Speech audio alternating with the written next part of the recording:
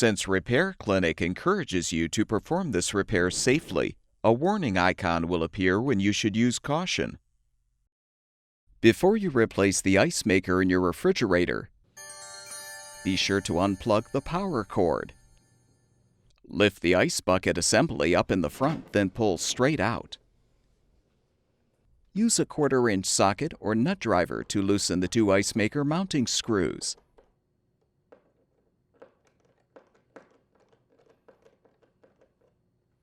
Lift the ice maker off of the screws and disconnect the wire connector.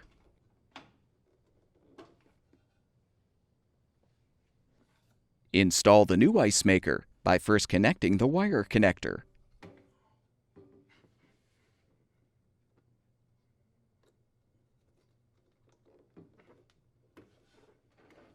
Align the ice maker on the fill tube and the mounting screws. Then tighten the screws.